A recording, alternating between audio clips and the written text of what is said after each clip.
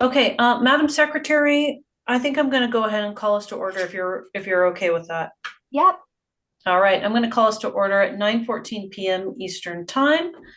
Thank you very much, everyone who's here. If we have any non-LNC members who are interested in giving public comment, go down to the bottom of your screen, find reactions or more, raise hand. Raise your hand, and that's how I'll know who's interested in giving public comment. We can give up to 2 minutes per member of the public. Going once, going twice. Madam Secretary, do you want to put this on YouTube or no?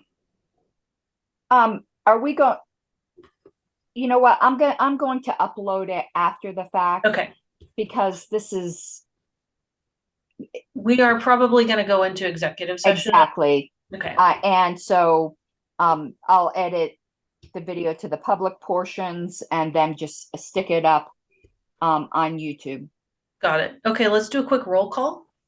Okay. 1 second, because when Todd shared his screen, well, I'm just going to call it out loud. I can't see everybody right now. So on the executive committee, I have everybody but Nikayla. So I'm not going to call everyone unless Mr. Nikayla joined. But out of the rest of the LNC, Mr. Blankenship, no. Mr. Rufo, Mr. Benner. I do have Mr. Dassing, Mr. Ford. No. I have Mr. Heyman, Ms. Hayes. Okay, I do have Mr. Nana and Mr. Tunyevich and Ms. Best. Mr. Alvstad. No. Mr. Cowan. No. Mr. Hall. I do have Mr. Hirsch, Mr. Hyman. I don't believe we have Mr. Redpath. So for the executive committee, at least, Madam Chair, we do have everyone but Mr. Nikayla. Okay, thank you very much. Okay, Todd, I think I'm going to go ahead and turn things over to you. All right. The executive committee has had a couple days with this document. This is the document I'm planning on presenting this weekend with whichever tweaks we need to. But essentially, this is the overall budget for 2024.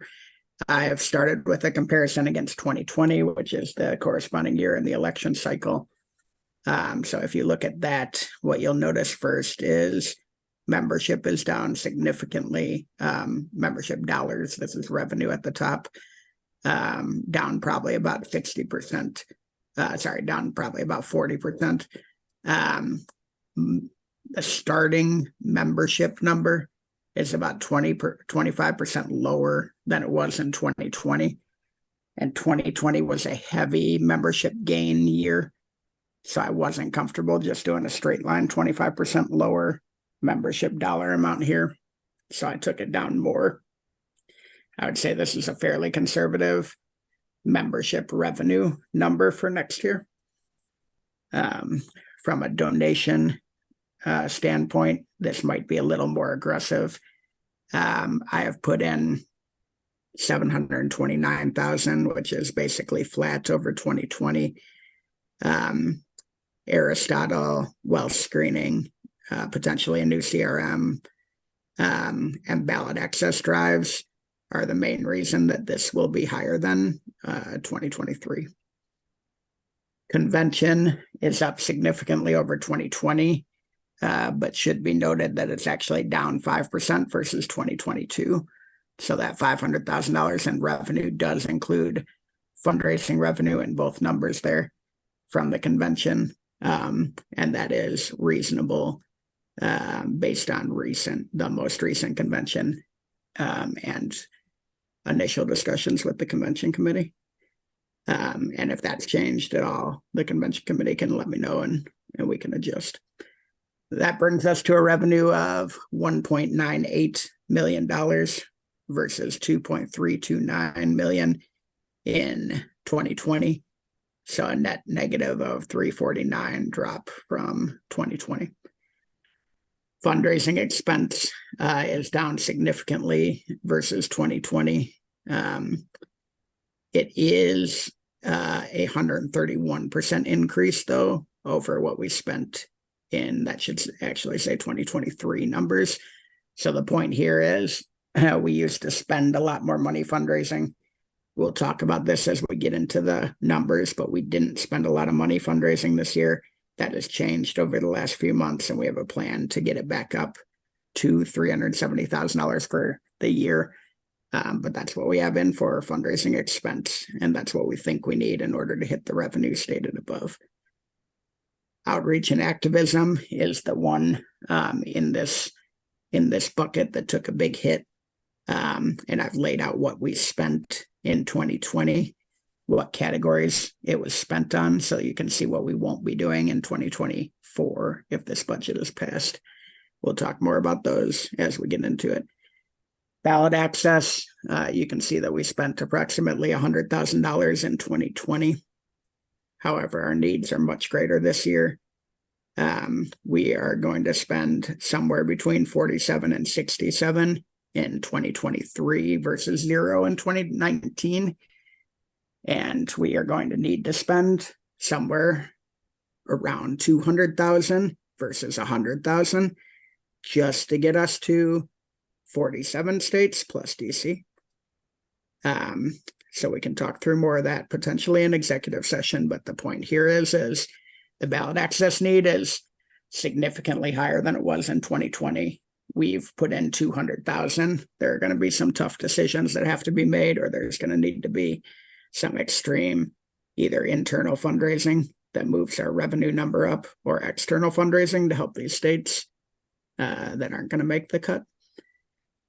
Convention, I got these numbers from the convention committee unless they've changed. So we believe that it will cost a little over $300,000 to do this convention, which tracks from an inflation standpoint versus 2020.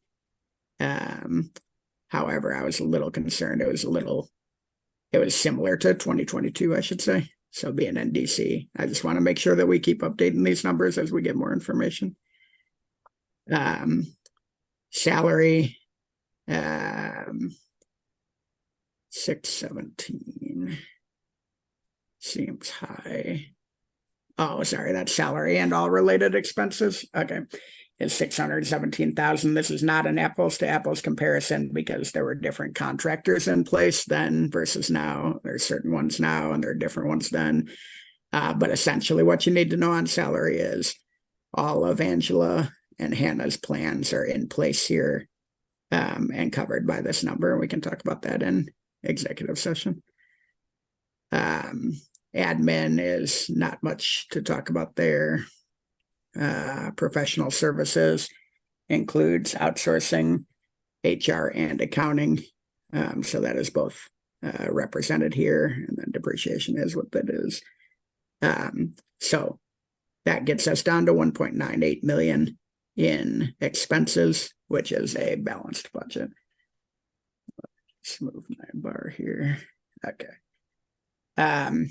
So overall, highlights are revenue includes the recent improvements, but does not include future improvements. So we'll talk about that. But I wouldn't say this is an overly aggressive budget at this point. Revenue is heavily dependent on the convention. If that were to come in at 300,000, we're obviously a $200,000 shortfall. Ballot access disadvantage from day one. No clear path to 50 states. Budget proposal shows 47 states plus DC. Additional CRM investment, which I know everybody wants to talk about. I have laid that in July July for right now. So if we started earlier, something else needs to be cut. Cash position becomes very tight March through May. Very, very tight. To the point where if we move anything forward in the year, there will likely need to be a loan taken, which, as you know, happened last time. And And so we are going to manage this month by month, which is what we always said we were going to do. And I've got that broken out that we can look at today. Huge decrease in outreach and activism budget so that we can focus more time and money on ballot access. We're going to go through each of these individually. So if you have questions, just kind of jot them down and we'll probably touch on them here in a second. Second page goes into each of the main discussion points. I've talked a lot about this, so I'm not going to touch too much, but revenue is basically non-convention revenue is a 33% increase over, 2023. I was doing this at about 2 a.m, $123,000 a month, which is less than what we've been doing the last 3 months, but more than what we were doing the first 9 months.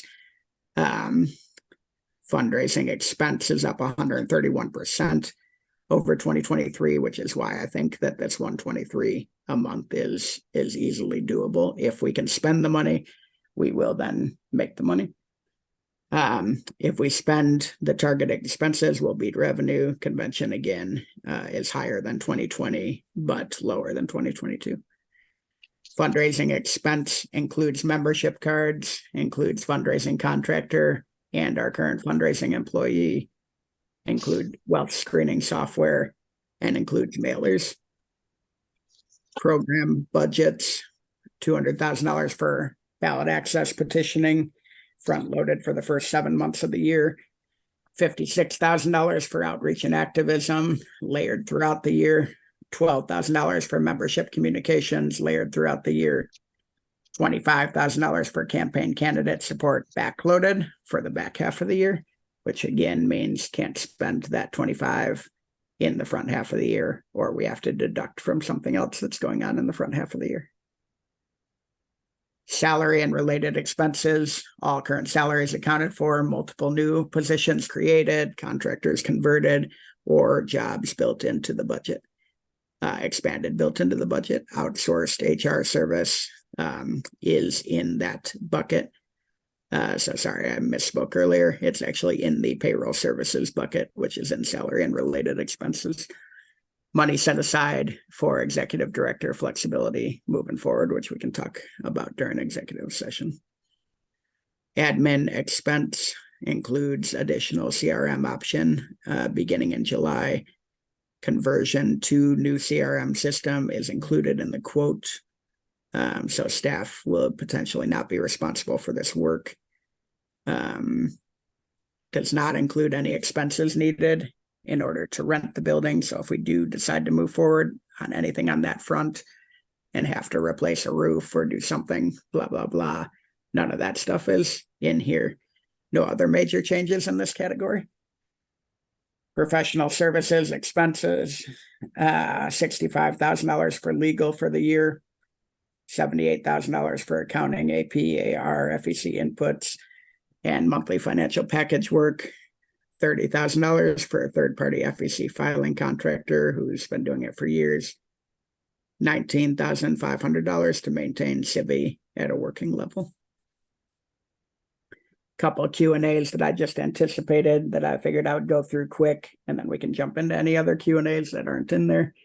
Is this a conservative budget, aggressive, or just right? Hard to tell. Based on our previous 12 months, it's extremely aggressive. Based on our previous 3 months, I'd say it's between just right and conservative.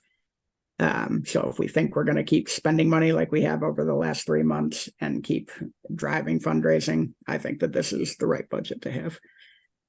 What do we have to do in order to hit the revenue number? The original 23 budget had $320,000 set aside for fundraising expense. We are projected to spend less than 50% of that. As we all know, we've talked about extensively for a long period of this year. We were hesitant to spend fundraising expenses, and that hurt our fundraising. We have now reversed that trend, and our fundraising has gone back up. So what do we have to do in order to hit that revenue number? We have to spend $370,000. We need to do it efficiently and productively. Can't we just dip into our cash reserves and spend more? In this budget, we already do. The month-to-month budget format that we'll show will fall below our target cash reserve in March and just barely make it if we make it to convention without needing some form of equity injection. So essentially what I'm saying is we're spending more than we're taking in for the first 5 months, and then we get it back through convention. So we're already dipping into the cash reserves with the way the month-to-month budget is laid out. But we think we can get through it the way it's laid out right now. Is our convention estimate too aggressive? Definitely more aggressive than what they saw in 2020, but a little bit below 2022. Anticipating a spirited convention, which drove a lot of money last time. So we will see, but we're hoping to replicate what we saw in 2022. Why do we need to spend so much on ballot access versus 2020? We came into 2024 cycle with far less ballot access based on lower numbers from the Jorgensen ticket versus the Johnson ticket. So there were just more states that needed it, along with worse laws in some states. What are the 3 states we have to leave off of ballot access? I'm assuming that'll be covered in executive session since I don't get to make that decision. Is $65,000 enough for legal expenses? We'll probably cover that in executive session as well. It is lower than this year's budget.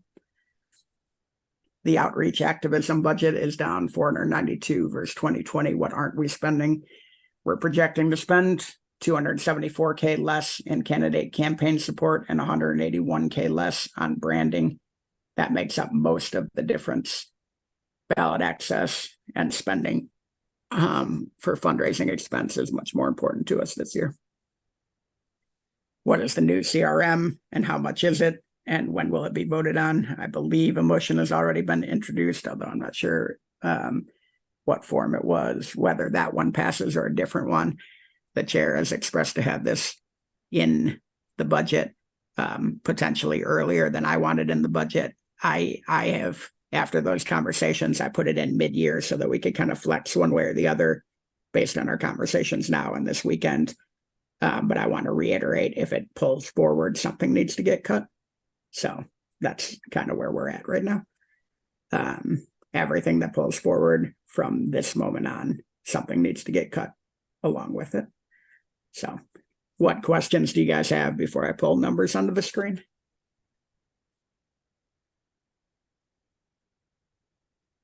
Are you calling on people, Madam Chair? Or? Oh, sure, I could do that instead of Todd. Madam Secretary, go right ahead, and then we'll hear from Mr. Malagon. I think it was somewhat made clear, but I wanted to make sure, and I think it'll be obvious why I want to make sure. So with the ballot access issue, I'm gonna ask you somewhat of a leading question.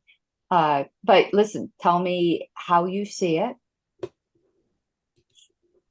The Reno convention was so horrible that we lost a bunch of states, and that's why we don't have 50 state ballot access. Is that an accurate statement? No. No. The Jorgensen vote total was so low that we came out with several states less ballot access than we had coming out of 2016. That's the so without, I like Joe, but this is basically an artifact of 2020. Yeah. And okay. Yeah, we just know the rumor, and I wanted to dispel the rumor. So it was a leading question because on the ballot access committee, I knew the answer to that. The one thing I can say that is in the favor of some folks who might be asking that is they did spend plenty in 2022 to try to mitigate some of that. But we still came into 2023, 2024 with a giant gap versus what was in place 2015, 2016. And just one, and some of that is laws too, that nobody can control. Yeah. Correct. Thank you. There are multiple examples of that.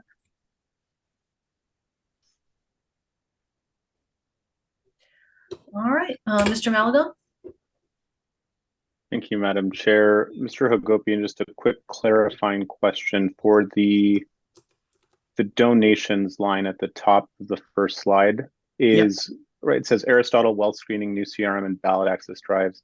Is the new CRM number, or is it calculated, how do I want to phrase this? Is this including not only the new CRM, but the offset from what we would be saving no longer using Civi? Was that calculated, or is this on top of? you're looking at the revenue line. And so what I was trying to do there is just notate all the different things that could drive why that line would be realistic. Do you know what I mean? Yeah. From an expense standpoint, the CRM would have been coming out of admin, and some of the civvy savings would have come out of professional services down below, and a little bit out of potentially salary. So there are multiple lines that potentially could be affected downward as the CRM gets pushed upward, but that's all in the expense line. From the donation standpoint, it was more like this is just another tool in our tool belt that we'll have to make that donation line realistic. Okay, perfect. That answers my question. And then I do have some comments concerning convention, but I'll probably save those for executive session. I think it would be more appropriate there. Okay. Mr. Redpath? Todd, I'm going to say that I'm going to double check your comments regarding things were so much worse.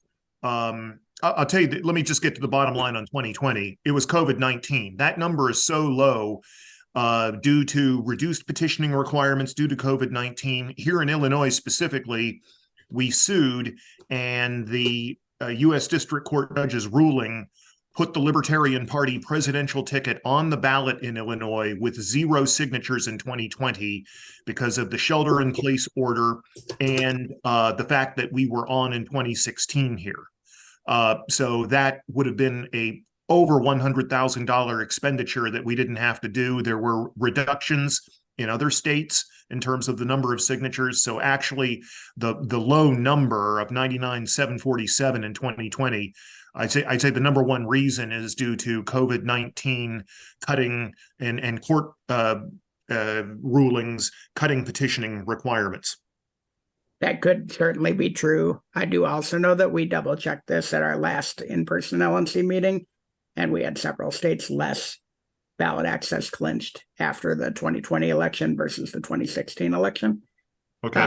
Could have been a confluence of issues, but I do know that to be true, and I can find those numbers, but not while I'm presenting. Okay.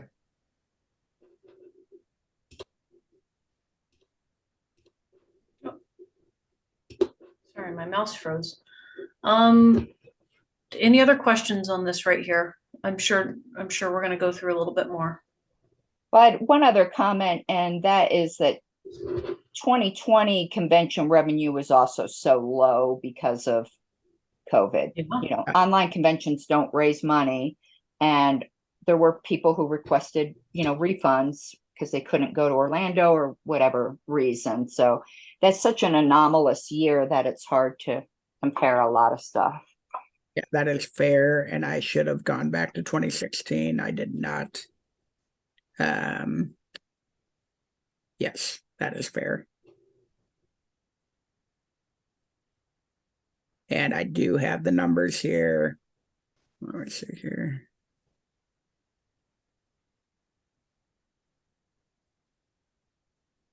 I don't have the numbers here. Okay, keep going.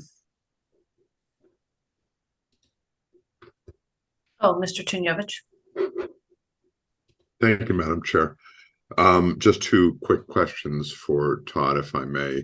The first is, am I correct in assuming that the line of credit that was previously available to us continues to be, and is that 200 grand? Was that the number?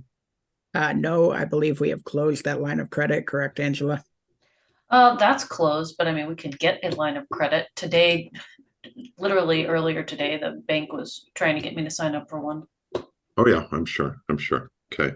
And the second thing is, given the hoped for convention revenue in 2024, and that's certainly a big number, do you think it's a good idea, Todd, to, and I'm sure you're planning on doing so already, but I think the full LNC has a strong interest in tracking that monthly. You know, how are we doing in terms of expectations versus, you know, the reality of revenue as it comes in for that important line item? Yes, I think that would be a smart idea, along with just our expenses and revenue in general.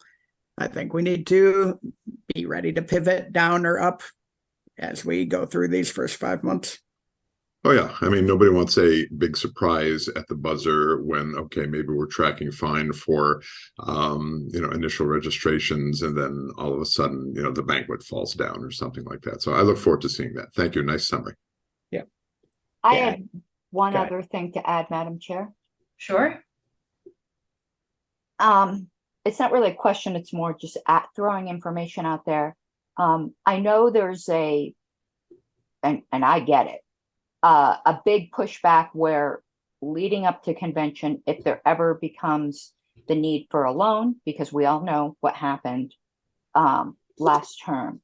But I do want to throw some context to that, because with the passage of time, context gets lost. I can speak for myself as a member who was upset. I wasn't upset about the loan. I was upset about what it was going to be used for. I think part of it was anticipated salary shortfalls, and nobody had a problem with that.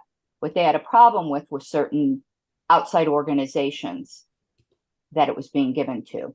So I actually personally, in isolation for the right reasons, that's why we have credit. That's what credit is for, when you have a plan to pay it back. But you can't borrow to do extra stuff. You borrow to do necessities. So it seems that all everyone remembers is, oh my God, loan bad. That really wasn't the issue. It was, oh my God, loan bad for these reasons. And I just wanted to make that clear, because no one had a problem with certain purposes. They had a problem with others. And I think that's an excellent point. And I think another key learning from that whole thing was the other thing that people had a problem with, me included, was, oh my God, loan motion put through at midnight, trying to get passed by morning. So if we are going to do a loan, we should be talking about it in December, making decisions and putting one in place months before we need it, so that we're not, and then we should all be talking about what it can and can't be used for. Do you know what I mean? Because that was one of the bigger issues, is like midnight loan. Nobody knew we needed it. Now it's suddenly getting voted on. You know what I mean? And then it's going to be dispersed immediately. It's like, why do you need a loan that's dispersed immediately? And Mr. Chunyevich made a comment in chat that I agree with, that if we put some policies into place as to what loans can and cannot be used for, I think having a standing line of credit is a good thing, because sometimes banks aren't the easiest to deal with all the paperwork, and you can't get it as fast as you need. But I wouldn't agree to a standing line of credit unless there was a policy in place as to what credit could and could not be used for. Correct. And more than Yeah, likely, I agree with that. Yeah, I would not be opposed to having something like that.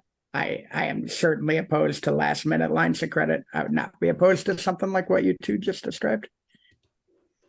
No, maybe that'll be on the agenda for a future meeting. Thank you. All right, Mr. Hagopian, whenever you're ready. To move to the Excel sheet. Sure, or whatever you have next. That's basically it. If there are not Okay. questions, and the Excel sheet, I don't know how interesting this will be, but it says a lot of the same. How broken down is it? Yeah, it's very. Do we need to move into executive session? I see what you're saying. There will be no names or anything like that. Okay. So yeah, it's not that broken down. Yeah. Okay. Sounds good. This is everything you would see when I publish the month-to-month budget. So should be public. All right. So what you'll see here is month by month, each category of revenue. No main takeaways here, other than you'll see that ballot access. Can you guys see this? Okay. Ballot access is a little bit front loaded, just $10,000 a month for the first 7 months, and then stops from a revenue standpoint. Total revenue we have at a pretty, what I would say, conservative 118 to 121 range for the first 5 months of the year. So I think our last 2 months have been 100 and close to right around 170. I think we've already broken 100 for this month. If we're spending what we need to, can we average 118? I don't think this is way out of bounds. I think we would have to quickly pivot if we start seeing $80,000 months, $100,000 months, even $110,000 months, couple in a row. We're gonna have to figure out what not to spend. But I don't see this as being over $180,000 month basically gets us to convention, I guess is what I'm trying to say. Any questions on the revenue? And it doesn't get overly dramatic as we did last year, which by the way worked. So let's just talk through that for a minute. We kind of ramp up in revenue throughout the year. That's how we had last year's budget, and that's why we were able to cut like $600,000 out of this year's budget without actually cutting $600,000, is because we were just able to not increase spending as the revenue didn't come in. So that's how this budget is made as well.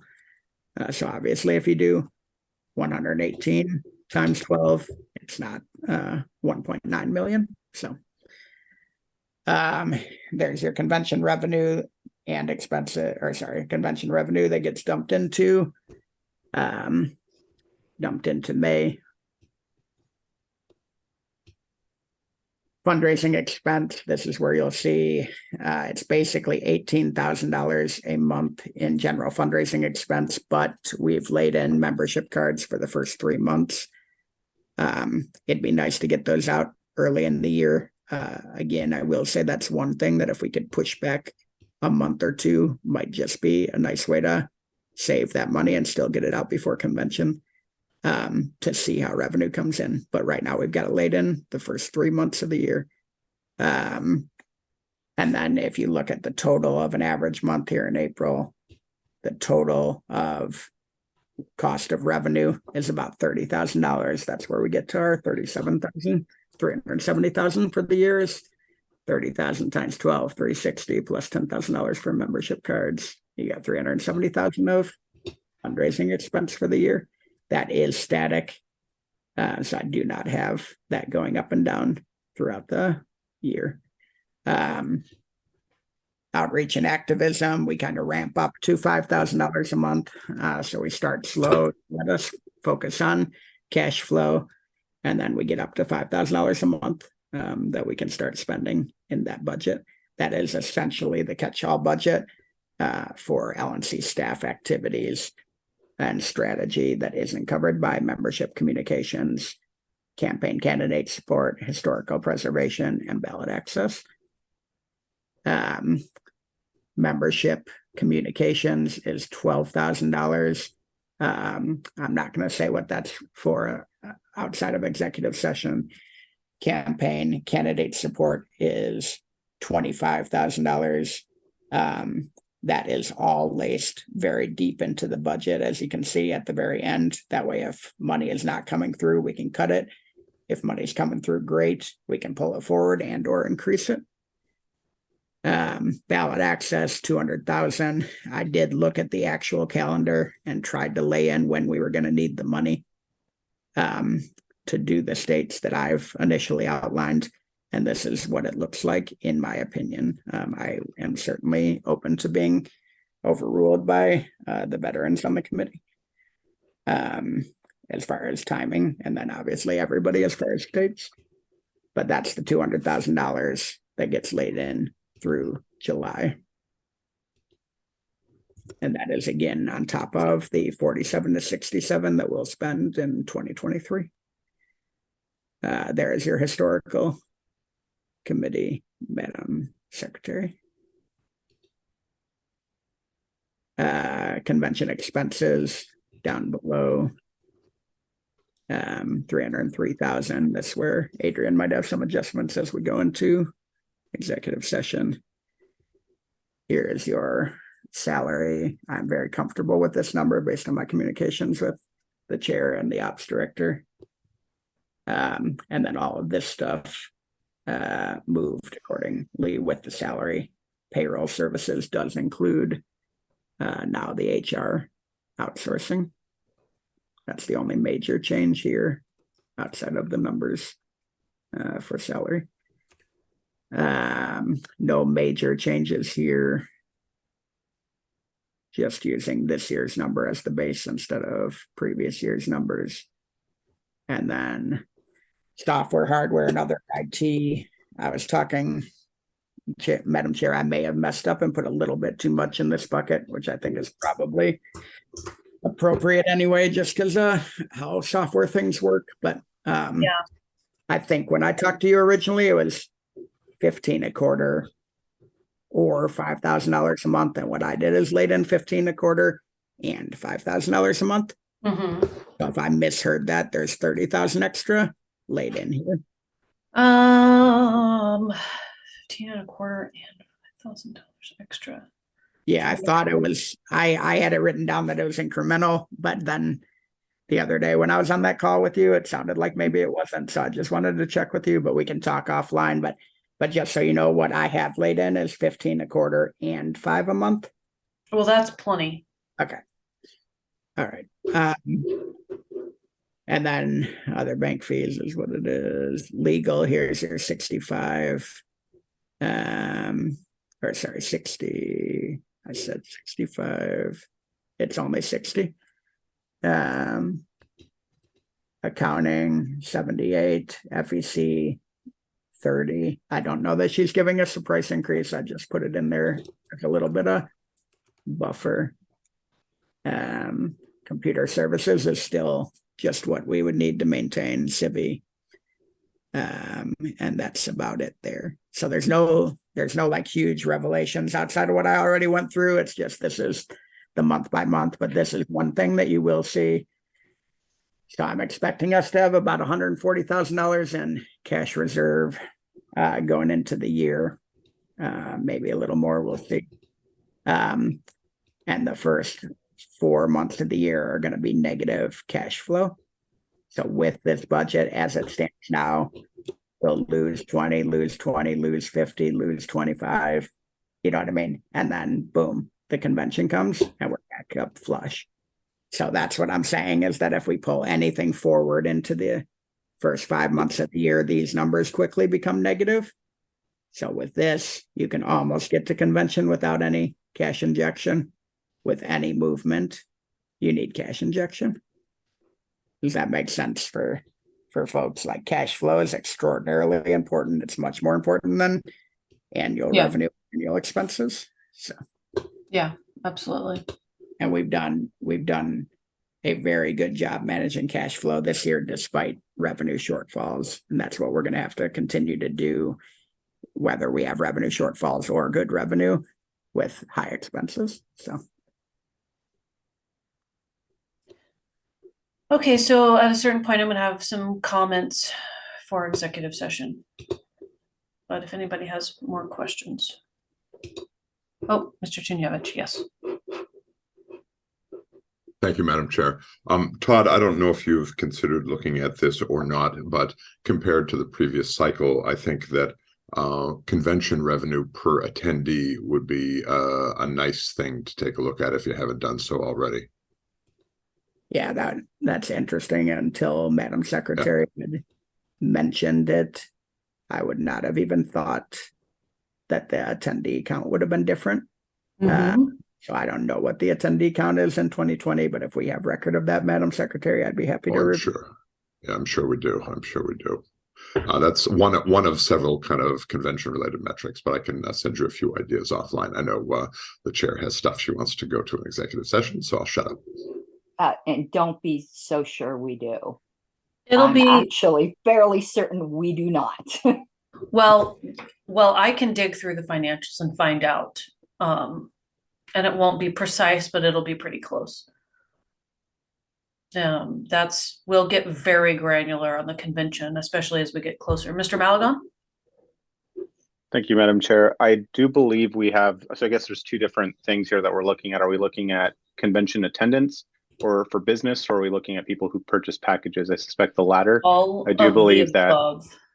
Okay, so I can't speak for business, but I do think that we have, I should at least have, I believe, based off information that was given to me by either Mr. Bowen or Mr. Troxel, I should have some information or idea about the package counts and stuff like that for 2022 and 2020, I believe.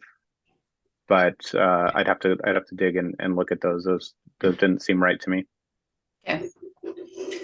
Sounds good. All right.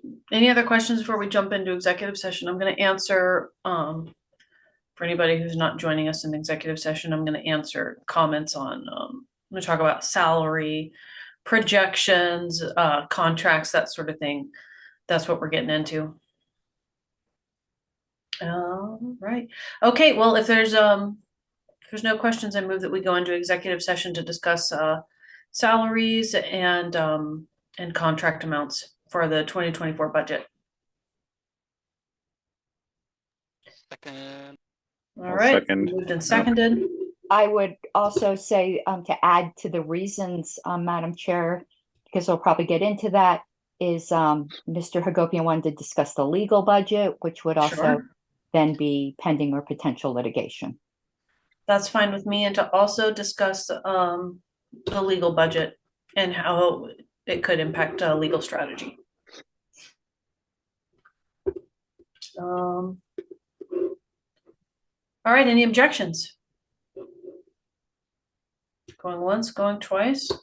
Okay, hearing none, we're going to go into executive session with the executive committee, and the Libertarian National Committee is welcome to join us.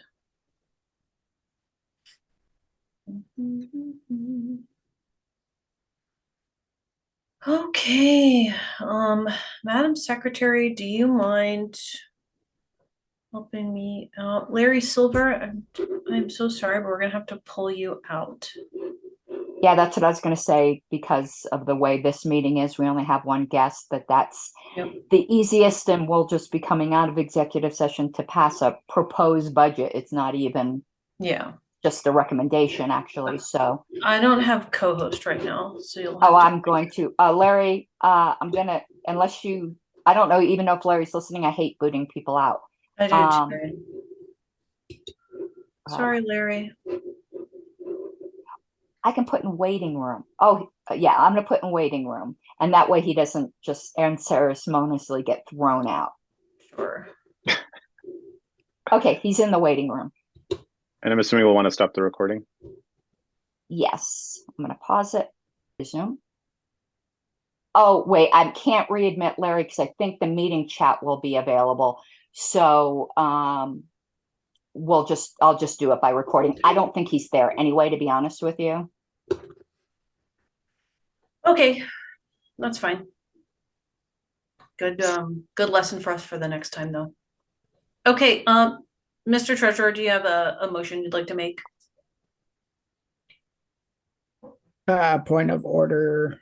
How is this supposed to work, Madam Secretary? Am I supposed to make a motion to submit this budget to the broader LNC on a date certain? Madam Chair, can I answer that, or? Yeah, you can go ahead and answer that. Yeah, traditionally, Mr. Hagopian, that's the way it works, is that you would make a motion that the executive committee recommends the adoption of this proposed budget. All right, I will motion that the executive committee recommends the adoption of this proposed budget. I would second. All right, it's been moved and seconded that the executive committee adopt the budget proposed by our treasurer. Any discussion? Any objections? If you don't mind, Madam Secretary, I'd like us to go ahead and do a roll call vote on this one, since it's the budget. Okay, certainly. One moment. Mr. Watkins? Yes. Mr. Hagopian? Yes. I will vote yes. Mr. Maligan? Pause for dramatic effect. Aye. Mr. Nikela, who did enter, I didn't get to announce it, but he did come before we went into executive session. I vote yes. Ms. Yanuskavich, Yes. Ms. McCardle, do you wish to vote? We have everyone present. Yes, so you have 1, 2, 3, you have 6 yeses. Okay, then I'll go ahead and vote yes. Okay, it is unanimous with the executive committee. Okay. Motion passes. All right, well, I think that's it for the evening. Thank you, everyone. Does anyone want to make? I will move to adjourn, Madam Chair. Can we get a yeehaw? Copy. Thank you. Okay. Wait, what was that? Was that a yeehaw? That was It was a was cod broken up. piece. It was a cod piece. All right. It's been moved and seconded, sort of, to adjourn. Any objections to adjournment? Going once, going twice. We are adjourned at 10:41 p.m. Eastern Time. Thank you all so much